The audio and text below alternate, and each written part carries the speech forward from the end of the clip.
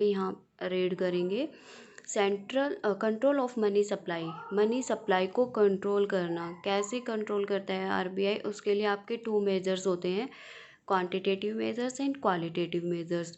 Quantitative measures कौन कौन से होते हैं आपके? First one is, one by one हम इनको रीड करते हैं। First one is repo rate. Repo rate, अब जो रेपो रेट है वो रेपो रेट होती क्या है? रेपो रेट वो रेट है जिस पे कमर्शियल बैंक क्या करता है, आरबीआई से लोन लेता है, और we can say it RBI lends money to commercial bank.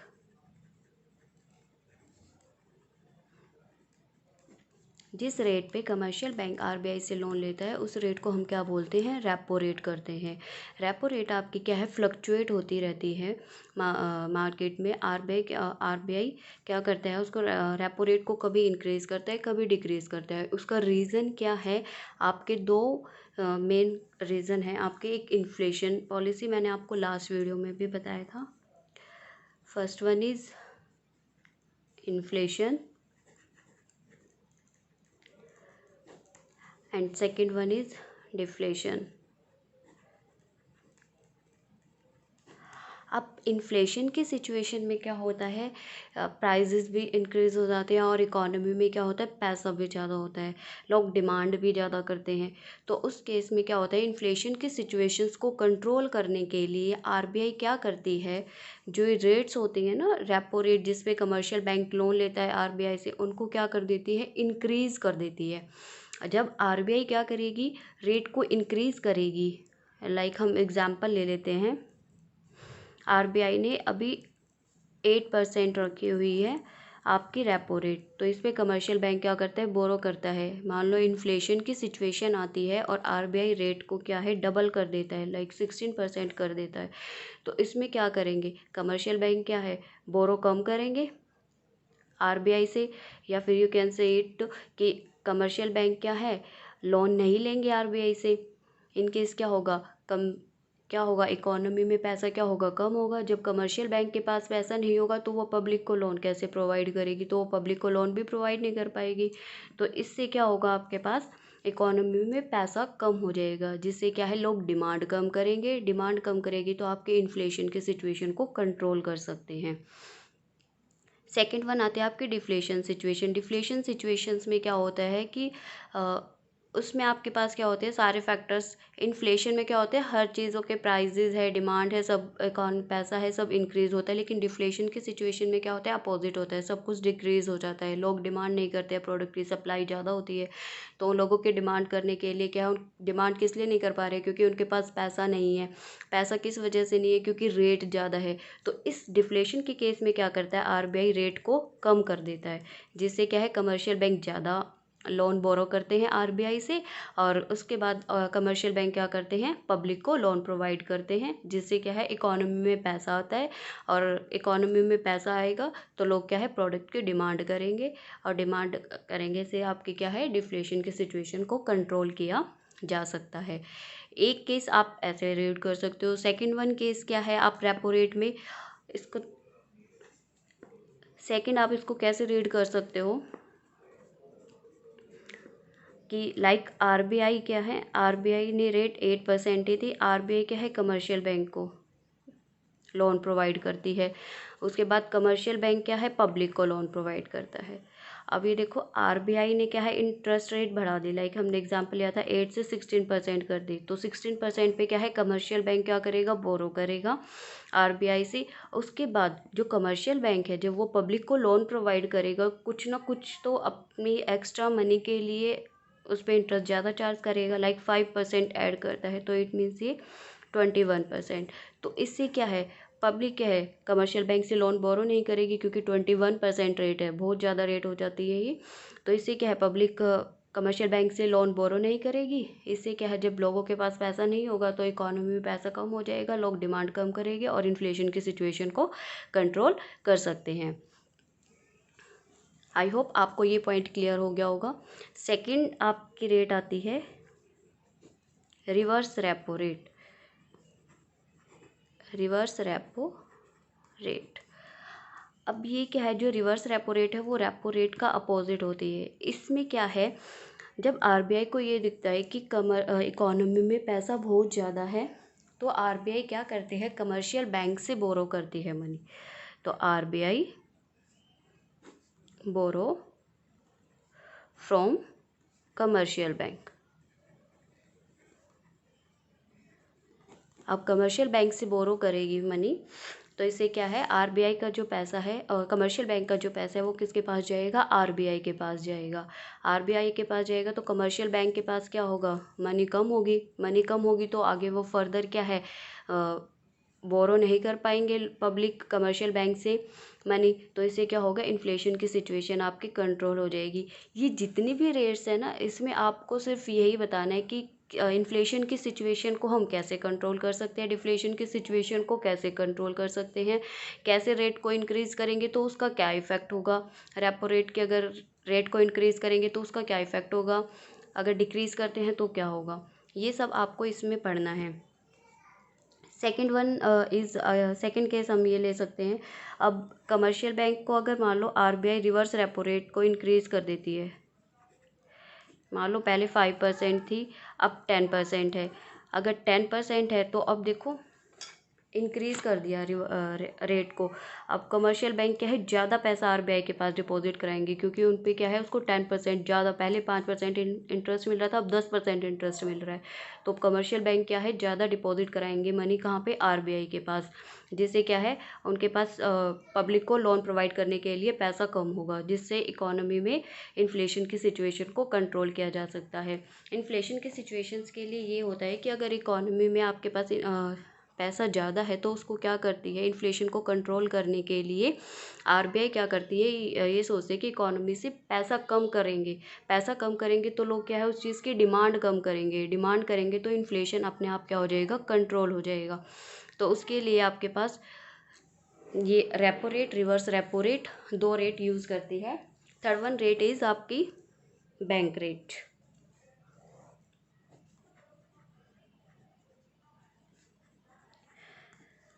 अब बैंक रेट क्या होती है, bank rate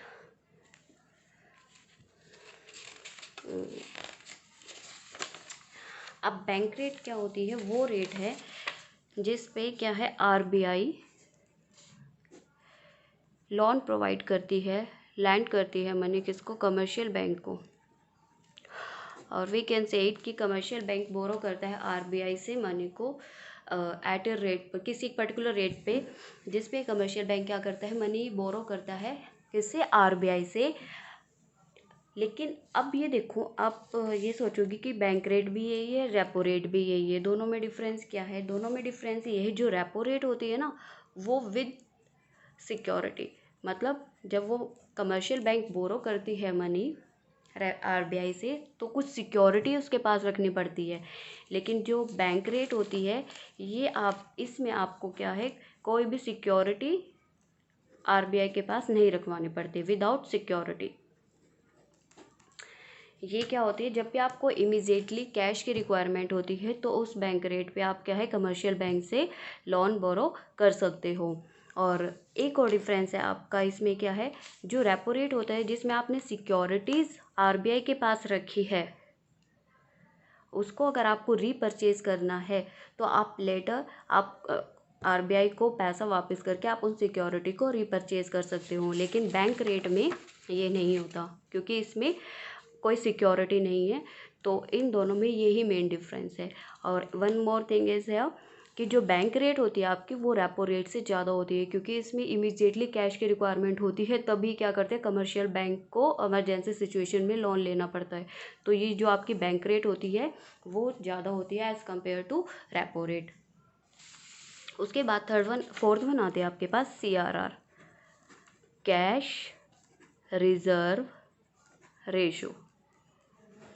cash reserve ratio में क्या होता है, कैश रिजर्व रेशो में देखो, इसमें क्या होता है, जो भी मैंने आपको प्रीवियस वीडियो में भी बताया था कि जो भी कमर्शियल बैंक को पब्लिक से पैसा मिलता है, पब्लिक ने क्या है, कमर्शियल बैंक में डिपॉजिट कराया अमाउंट, कहाँ पे, कमर्शियल बैंक में। कमर्शियल बैंक क्या करते हैं, फर्दर लोन प्रोवाइड करती है, लैंड करती है किसको, पब्लिक को। ठीक है। तो अब ये कहते हैं, मान लो 10,000 डिपॉजिट कराए पब्लिक ने, लेकिन जो कमर्शियल बैंक है 10,000 लोन प्रोवाइड नहीं कर सकती। ये क्योंकि गाइडलाइंस होती है आरबीआई की कि उसमें से कुछ पोर्शन उनको क्या है, एज ए कैश आरबीआई के पास डिपॉजिट कराना होता है, लाइक 10%। तो 10,000 का 10% इज़ 1,000। 1,000 वो क्या है, आरबीआई के पास एज अ कैश डिपॉजिट कराएगी। इन फ्यूचर अगर कोई क्राइसिस आ जाते हैं तो वो उस टाइम वहाँ से क्या कर सकते हैं, आरबीआई के पास से विड्रॉ कर सकते हैं। तो ये होता है आपका cash reserve ratio. And next one is SLR, statutory liquidity ratio. अब स्टेचुरी लिक्विडिटी रेशो में क्या होता है, स्टेचुरी लिक्विडिटी रेशो में बैंक क्या कहता है, आरबीआई क्या गाइडलाइंस देती है कि भाई आपने, ठीक है, कुछ पोर्शन तो आपको मेरे पास डिपॉजिट कराना है, लेकिन कुछ पोर्शन आपको खुद अपने पास भी रखना है। तो स्टेचुरी लिक्विडिटी रेशो में क्या है, कुछ लिक्विड की फॉर्म में पैसा क्या करते हैं कमर्शियल बैंक अपने पास भी रखते हैं। लाइक एग्जांपल, ये हमने 10,000 लिया था, 10,000 का 10% 1,000 हमने आरबीआई के पास डिपॉजिट करा दिया। लाइक बचे कितने आपके 9,000, 9,000 में से 10% आपने अपने पास रखा, तो इट मीन्स 900। तो जो आपके पास बैलेंस है 8,100, आप उसका क्या है आगे फर्दर लोन प्रोवाइड कर सकते हो। Now 6th point is open market operation, open market operations. अब देखो ओपन मार्केट ऑपरेशंस में क्या होता है, इसमें क्या करते हैं, purchase and sale of the government securities.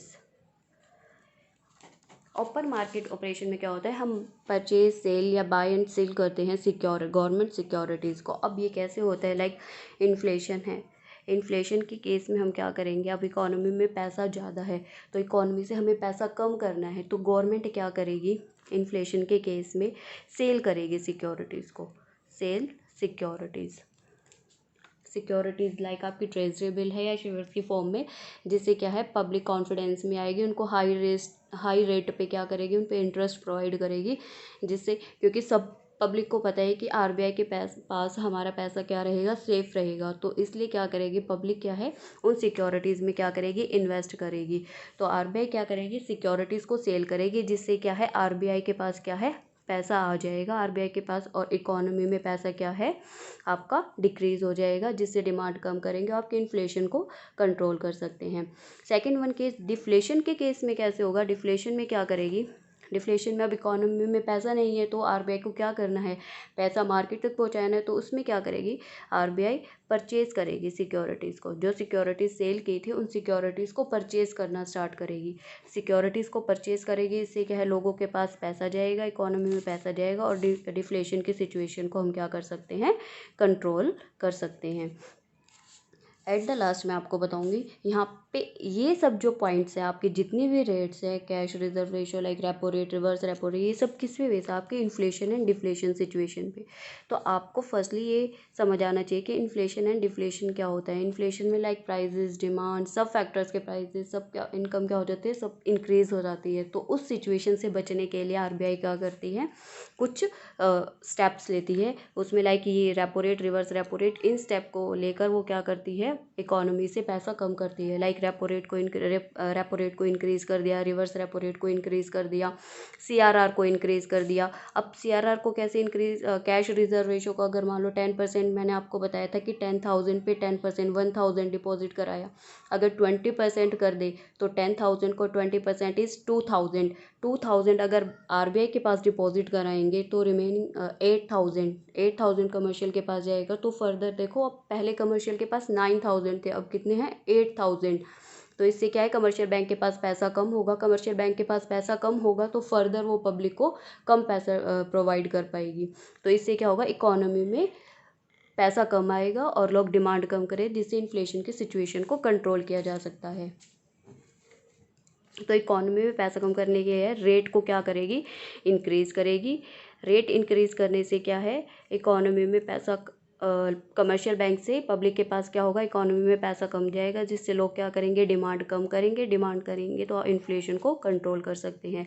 Opposite in deflation के केस में क्या करना है, इकोनॉमी में को पैसे को इंक्रीज़ करना है, तो उसमें क्या करेगी, जो रेट्स हैं उनको क्या कर देगी गवर्नमेंट, डिक्रीज़ कर देगी।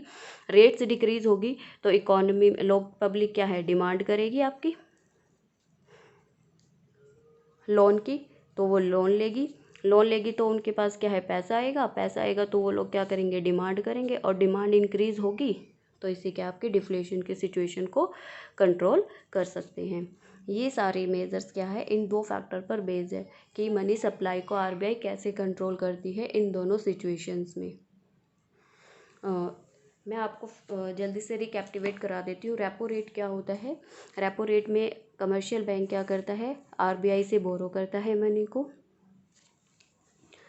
रिवर्स रेपो रेट में क्या होता है, कमर्शियल बैंक जब आरबीआई को ये दिखता है कि अब इकोनॉमी में पैसा ज़्यादा है, उसको कम करना है, तो आरबीआई क्या करता है, कमर्शियल बैंक से लोन बोरो करता है। बैंक रेट मैंने आपको बताया है कि जिसमें आरबीआई क्या करता है, लोन प्रोवाइड करता है कमर्शियल बैंक को, लेकिन बिना किसी सिक्योरिटी के। मोस्ट इम्पॉर्टेंट पॉइंट है ये आपका। सीआरआर में कैश रिजर्व रेशो में क्या होता है, कुछ परसेंटेज क्या है, आरबीआई के पास कैश के फॉर्म में डिपॉजिट कराना होता है। स्टैट्यूटरी लिक्विडिटी रेशो में क्या होता है, कुछ पोर्शन लिक्विड की फॉर्म में, लाइक कैश की फॉर्म में वो कमर्शियल बैंक को अपने पास रखना होता है। एंड ओपन मार्केट सिचुएशन में क्या होता है, purchase and sale of securities. Purchase हम किस केस में करते हैं, डिफ्लेशन के केस में, एंड सेल कब करते हैं, इन्फ्लेशन के केस में। आई होप आपको ये सब पॉइंट्स क्लियर हो गए होंगे। Thank you so much students.